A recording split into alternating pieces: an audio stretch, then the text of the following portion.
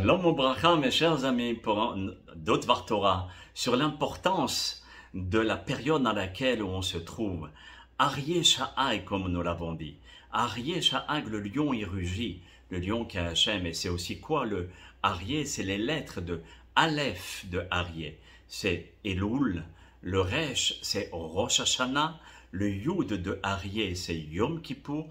Et le He de Aryeh, c'est Hoshana Rabbah. Ce sont les 4 périodes cruciales de cette période où Hachem, il nous dit, bouge, allez, essaye de faire quelque chose. Et donc ici, nos sages nous disent que au moment de Rosh Hashanah, de Yom Kippour, c'est pas la personne qui va venir au tribunal avec une petite mallette où à l'intérieur il y a son sandwich et puis ses petites affaires, et puis il rentre dans la cour sur un dossier hyper complexe où son avenir dépend.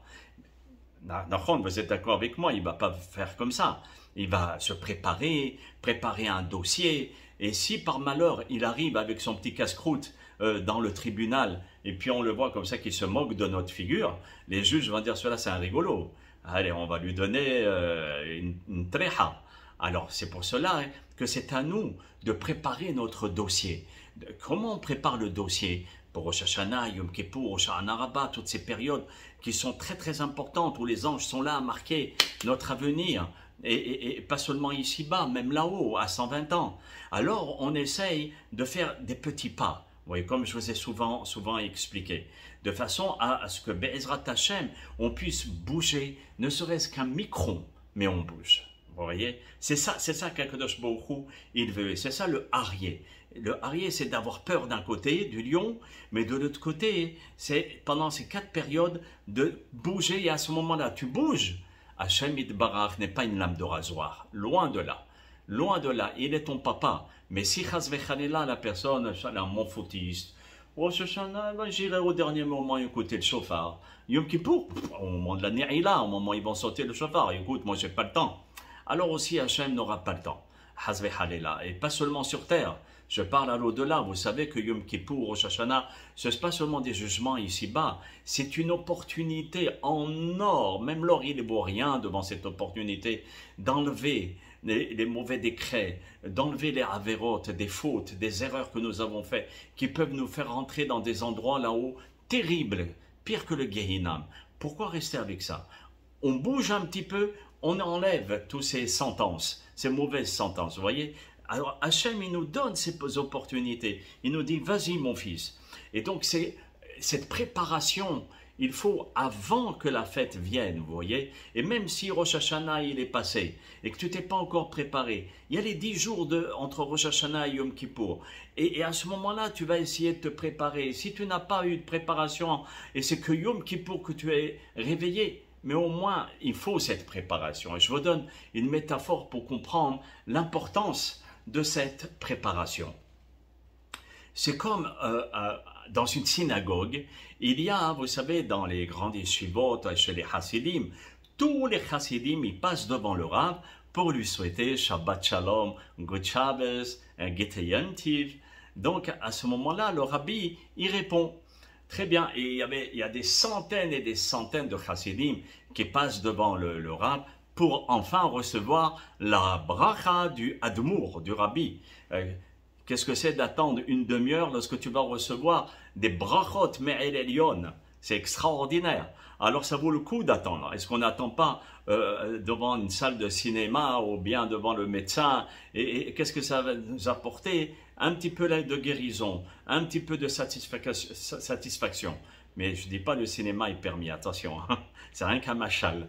Donc, à partir du moment où la personne, elle est là, en train de voir tous les chassadim souhaiter Shabbat Shalom au Rabbi et que le Rabbi les bénit, lui, le pauvre, il arrive devant le Rabbi et toute la file là-bas, il commence à le pousser, il dit oh, bouge. Et à peine s'il arrive à dire son Shabbat Shalom. Donc le Rabbi le salue et au prochain. Parce qu'on ne peut pas se permettre d'attendre trop longtemps. Il y a une file, vous voyez, et cette file-là ne peut pas, le Rabbi ne peut pas commencer à dire « Oui, qu'est-ce que tu veux dire mon fils ?» Ah d'accord, non, tu n'as que te préparer avant ou savoir qu'est-ce qu'il faut dire. Bon, et chaque Shabbat, il faisait la même chose. Et après, on s'est aperçu que c'était un garçon qui bégayait. Ah, regarde, on va te donner une stratégie. Et son ami lui dit, avant d'arriver chez le rabbi, tu as une file d'à peu près une demi-heure, n'est-ce pas? C'est ce que nous avons dit. Eh bien, c'est très simple. Tu vas t'entraîner pendant cette demi-heure à dire Shabbat, Shabbat, Shabbat, Shabbat, Shabbat, et Shalom, Shalom, Shalom, Shabbat, Shalom, etc. Tu vas le répéter plusieurs fois. Dès que tu vas te retrouver devant le rabbi, tu vas lui dire Shabbat, Shalom. Et là, le rabbi va te bénir, il aura compris ce que tu veux, et au suivant, mais tu vas recevoir ta beracha. Et bien, c'est exactement la même chose, mes chers amis, pour la préparation de Rosh Hashanah, Yom Kippur, Rosh Hashanah Rabbah, toute cette période-là. C'est qu'il faut se préparer afin de pouvoir être prêt pour ressentir, pour recevoir cette bénédiction qui sont ces jours exceptionnels de l'année. Et ne pas être à côté en disant, bon, très bien, quand je serai devant Hachem, devant son tribunal, je commencerai à parler. Non, non, non, non. C'est pas de cette manière. Entraîne-toi avant, et c'est ça, c'est par les slichot. Tu mettais pas les téphilines, eh ben mets les téphilines. 1 minute, tu les mets, hop là, et tu les enlèves. Tu fais Shema Israël, Hachem Elokeinu, Hachem Echad, et tu les enlèves. Tu ne peux pas t'imaginer quelle mitzvah tu as fait. Mais le Yetzer Hara, il va te faire voir cette mitzvah comme si c'était, waouh, une pierre de 1 tonne. Vous voyez? Alors on te dit, tu as un mur devant toi de 1 tonne à bouger, mais on te demande, approche-toi de ce mur. Et quand tu t'approches et tu le touches, tu vois que ce mur, il est en carton. Et le Satan, il nous fait croire que c'est du vrai. Et que c'est un mur, comment veux-tu que je puisse bouger ce mur? C'est impossible. Et c'est ce qu'il dit Shlomo HaMelech. Quand il y a le roi qui est venu, puis il a dit, je veux que vous me mettez cette pierre qui était une montagne, et vous me la mettez à gauche. Maintenant, je la veux là-bas. Les gens, ils ont dit, mais c'est impossible de soulever cette montagne.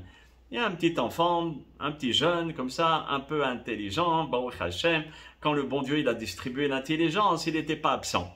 Baruch Hashem. Donc, il vient, et qu'est-ce qu'il fait? Chaque jour, il enlève un petit morceau du rocher et il le met là où le roi a voulu demander. Au bout de 3 ans, 4 ans, eh ben, le rocher il se trouve véritablement de l'autre côté. Ben, c'est exactement pareil pour nous.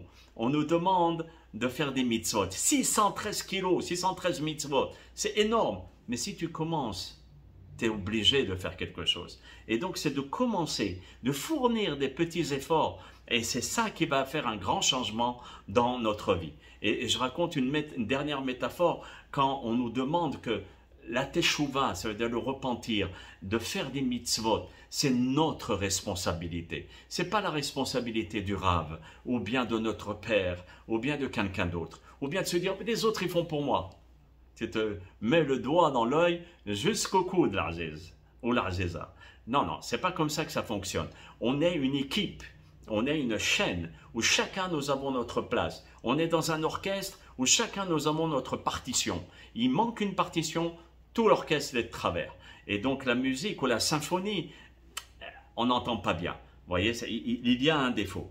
Et donc ça, si vous voulez, c'est cette préparation, pas seulement préparation, cette responsabilité que nous avons. Et pour finir, je vous apporte cette métaphore sur la responsabilité, où dans un petit village comme ça, au Shtitel, chaque jour, des slichot, il y avait le shamash qui venait, et il partait vers les fenêtres des autres, il disait slichot, la prière, et les gens, grâce à lui, se levaient et ils allaient à la prière. Comme ça, des années et des années, Baruch Hashem, ils allaient tous à la prière. Maintenant, ce shamash, comme d'habitude, on vieillit. Et il commençait à devenir très vieux. Il ne pouvait plus bouger de maison en maison, alvaï, pourvu qu'il aille seulement à la synagogue. Vous voyez? Très bien, il va à la synagogue et il voit que les gens ne viennent plus. Alors les gens, ils viennent vers lui, ils lui disent, mais pourquoi tu viens plus nous dire slichot, prière, etc. Pourquoi tu viens pas? Alors, le shamash, il dit, ah, c'est vrai, tu as raison.